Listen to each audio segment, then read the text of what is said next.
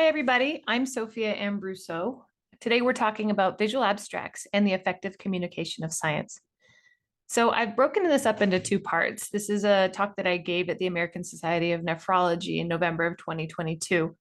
And part one is going to be history and impact, and part two is going to be tips and tricks on making visual abstracts and design. So I'm an assistant professor of medicine at the University of Colorado School of Medicine and Rocky Mountain Regional VA Medical Center. So thanks for joining me today.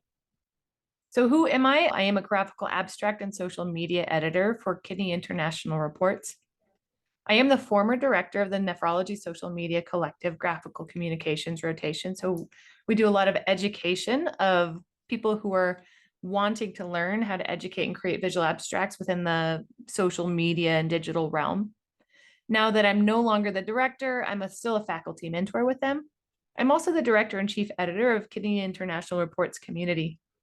And this is a blog page that's supported by Kidney International Reports and the International Society of Nephrology. And now we have continuing medical education credit that we provide as well because of a lot of the activities that we do there. If you're interested, please check it out. It's kireportscommunity.org. And then I'm a visual abstract and infographic designer for a various number of activities, chapter books, and journals. So let's first talk about what a visual abstract is. A visual abstract is literally a visual summary of the information that is contained within the written abstract. It should be communicating key findings of the article, but certainly not everything in the article. It simply should be thought of a tickler to quickly inform the reader and help them decide if they want to read it. It does not and should not communicate all article details. It's not a substitute for reading the article, and it should not influence clinical decision-making. So why should we be using visual abstracts? So it's no surprise, basically everything that's coming at us, 90% of it is visual. And of course, that would make sense that the brain processes visual images much faster than text, 60,000 times, in fact. Incorporating visual aids improves learning by 400%. We get more attention if there's videos or images included rather than text only. So we should be incorporating this into how we're disseminating our science, or at least that would make sense that we should be doing that. So visual abstracts were initially conceived to visually represent studies for slide presentations. However, we really found the most impact with them with the parallel adoption of social media sites like Twitter and really assisting with widespread dissemination of important findings. It drives, hopefully driving changes in clinical practice, informing healthcare policy, and improving patient care. So surprisingly, only 7 years ago was the first visual abstract introduced in the Annals of Surgery, at least the first formal visual abstract. And it was Dr. Andrew M. Ibrahim, who's considered the father of visual abstracts, who coordinated this release. And he's really thought to be the person who pioneered and popularized visual abstracts. He's an assistant professor of surgery, architecture, and urban planning, and has this motto of like health in all design, but's really sort of moved this forward. And you can see here, this is just one figure from his How to Create a Visual Abstract Primer. This was published in 2016. And while some of this has changed a little bit, like I said, he really was the pioneer in trying to educate the public or future physicians or any scientific individual on how to create visual abstracts and make something worthy of publishing to understand scientific information that we're trying to communicate. So by 2017, so essentially 1 year later, now 15 journals are utilizing visual abstracts in their social media dissemination. There is now anecdotal evidence that says that these are helpful in disseminating their manuscripts. However, there was no hard data yet to support that impact on dissemination. So I think it's safe to say that we were in 2016, 2017 in the range of innovation. This was a figure that was published in the Annals of Surgery in 2022 by Dr. Howard and Dr. Ibrahim, basically starting to look at how we should be measuring impact. I think this was more of an editorial that they were talking about. In the innovation phase, it's a really important time to say, hey, is this actually an effective thing that we're doing? So before we move forward, we need to identify or define how we measure impact with Twitter. So impressions, that's the number of times the tweet appears to users in the timeline or search results. So that's a measure of exposure. Retweets measures interest, the number of times a tweet is shared. Link clicks is exactly what it says. It measures article link visits. And then engagement is basically looking at expansion, likes, retweets, and follows. And it's a total number of times that people have interacted with the tweet. So in 2017, again, in the Annals of Surgery, Dr. Ibrahim published an article looking at the impact of visual abstracts in article dissemination. Now I'm going to go through a more in-depth visual abstract that I put together myself to talk about this article. But basically the goal was to measure the impact of visual abstracts versus citation alone being shared on social media and how effectively it disseminated research. So when you're creating a visual abstract, always helpful to have a catchy title. So how effectively do visual abstracts disseminate research on social media? Over here on the left, you see the methods and cohort. And so this discusses, and you see these nice little icons that are included. And they were evaluating the scientific dissemination impact of visual abstracts shared on Twitter versus title or citation alone. This was a prospective case-controlled crossover study. And what they did was original research articles with visual abstracts from the Annals of Surgery were utilized and shared. So this was a crossover design. And what you see is that 22 of the articles started out with a tweet that included a title and visual abstract, and 22 started out with a tweet only, with a tweet with title only. And then there was a crossover after a 4-week washout period. And the on the left here, the tweet that included the title and visual abstract crossovered, and it was just a tweet with title only. And then on the right, the tweet title only crossed over, and that they tweeted out the title and visual abstract. And what they found was that for a number of impressions, for title alone, there were far fewer compared to title plus visual abstract, and it was a 7.7-fold impact. For retweets, there were 11 retweets for title alone and 92 retweets for title plus visual abstract, so an 8-point-fold increase. And then for article visits, we see 66 article visits for the title alone and 175 for the title plus a visual abstract, so 2.7-fold. So let's briefly talk about modern day V anatomy. You saw what Dr. Ibrahim did. We've changed it around a little bit, and I think it really depends on the journal and who's making it.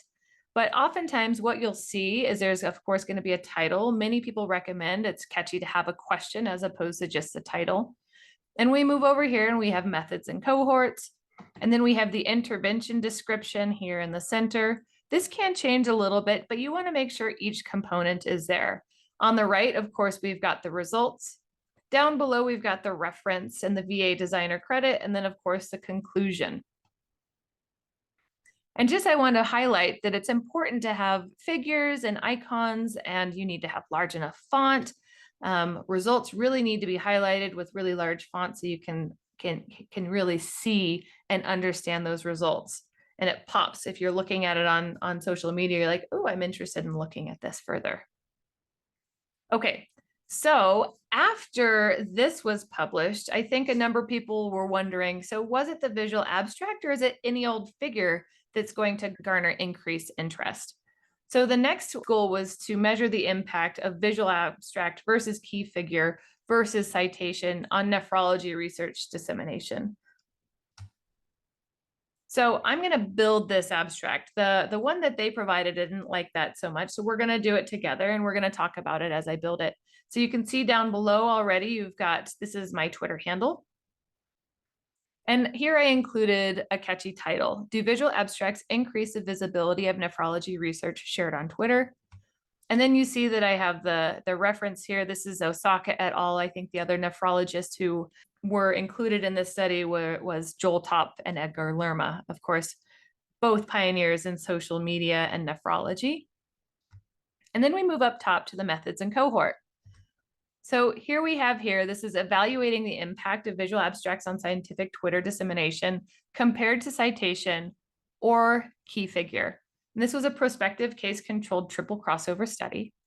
And original research articles and visual abstracts from the American Journal of Nephrology were selected, and there were 40 that were selected and utilized in this study. So now we're going to talk about the design of the study, the crossover design. So what they did is they utilized these journal articles and visual abstracts And they had various combinations of how they did it. So a number of them would have a tweet and a visual abstract, and then there was a crossover and it was citation only. And then there was a crossover and there was a tweet and a key figure. And there was a 2-week washout period between each tweet. And so each group of articles were randomized to a different combination of tweets. So you can see these here. And then I think there were 3 other tweet combinations conducted with similar design. So from a results perspective, the visual abstract tweets had more views, which were 2 times more than the citation alone, and approximately 2 times more than the key figure. They had more engagements, 5 times more than citation only, and 3.5 times more than the key figure. And then the altmetric scores, which is sort of a representation of overall interest and activity on the internet. There's a greater overall score compared to citation, so 2.2 versus 1.05, but there was no difference between the visual abstract and the key figure. So there are other examples of how this impact was evaluated in urology and geriatrics and psychiatry. These I'm not going to spend too much time on right now, but all of them do favor scientific dissemination with visual abstracts, and that those tweets actually outperform non-visual abstract tweets. So let's talk about manuscript visibility. So there was a cross-sectional analysis of original research published in the Journal of Urology. This was done in 2017. Articles with visual abstracts were not associated with higher Web of Science or Google Scholar citations. However, articles promoted on social media with visual abstracts had higher mean altmetric scores. And then those with the higher altmetric scores were more likely to be cited on Web of Science or Google Scholar. What we can't determine is whether or not those articles that were getting shared on social media with visual abstracts were being shared because they were more interesting manuscripts already. But this does at least have a signal that it does promote greater altmetric scores and greater citations. So now visual abstracts today, so now we're at 2022, 2023. Remember 2017, there were about 17 journals using them. Now, in present day, over 100 journals are using them. I think 107 and counting when I last looked, and that was back in November of 2022. Nephrology itself is really active in utilizing visual abstracts. See, Jason even has a visual abstract primer that they have published. And this is just a example. Some of these are nephrology based, like up top and left, that's New England Journal of Medicine. Down bottom left, that's BMJ. We actually have the CDC recommendations bottom center.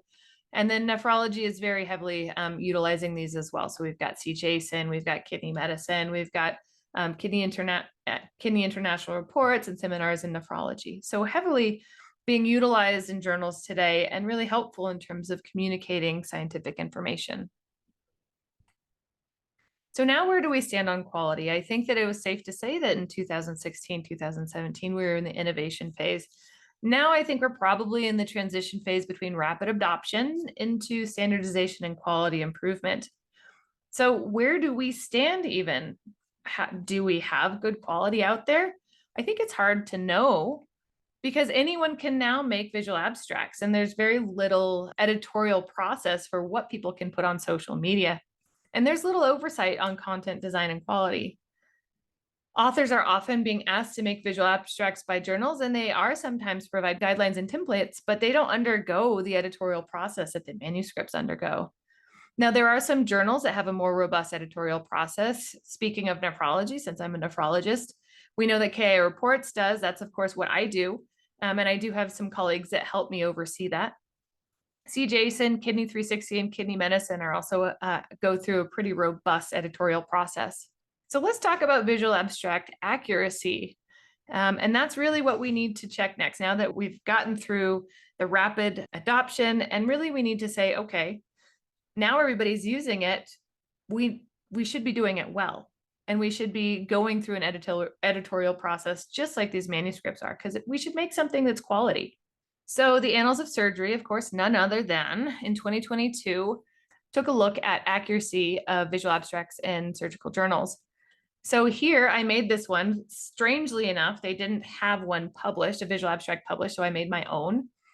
So methods and cohort, the visual abstract assessment tool was developed based on published guidelines. And there were 7 trained reviewers. And visual abstracts were collected for review from 25 surgical journals from 2017 to 2021. And they were scored on accuracy, design, and first impression. So there are just over 1,300 visual abstracts scored, and some deficits were reported in both accuracy and design. From an accuracy design perspective, there was 36% deficits identified, 49% deficits in appropriate icon use, and 69% in sample size reporting. From a design perspective, there was a 55% deficit in element alignment and 36% deficit in symmetry. So clearly, visual abstracts do vary widely in quality. And as visual abstracts become integrated with the traditional components of a scientific publication, they should be held to similar high standards. So what can we do? On the individual level, if we are interested in this, we should be seeking out tutorials. We can apply for internships or workshops with a VA development focus. Like I said, the Nephrology Social Media Collective internship, which is actually what I went through in 2020, does this. And they actually teach more than just nephrologists. They teach residents, medical students, and anybody with interest in visual abstract development. And then you can also send your work to your colleagues for feedback and fact checking. While that's not as robust of an editorial process, it is helpful. Institutions and organizations can offer primers and workshops on VA designs and development. And then journals can develop an editorial process themselves. And they should also be instituting quality standards on all visual abstracts from a both accuracy and design perspective. So these are just some helpful links and resources, my visual abstract content development toolkit. Again, the Nephrology Social Media Collective internship is really wonderful. And actually, there's a lot of networking there, but you can check it out at www.nsmc.blog. There is a primer on how to create a visual abstract that Dr. Abraham published in 2016. See, Jason has a primer on how to create visual abstracts as well. Mind the Graph actually have some tutorials. And then there's this really great editorial by Dr. Michelle Lim on the role of visual abstracts in the dissemination of medical research, which is also a very helpful resource. So that's all I have for part 1. Again, my name is Sophia Ambruso. My Twitter handle is @Sophia_kidney. Below, I just have some of my other pet projects I'm working on. Kidney Essentials podcast is a grassroots podcast at the University of Colorado with one of my colleagues, and we target non-nephrologists who are interested in nephrology topics. nsmcblog.org, I already talked about. KI Reports community is at my blog page that I work on. ABC Kidney is sort of a labor of love and in its infancy, but it's a kidney physiology tutorial that will be getting finalized over the next couple of years. And then I am a discussant on Freely Filtered, which is where we discuss NephJC journal article topics that are changing how we practice nephrology. So thank you so much for listening, and stay tuned for part 2.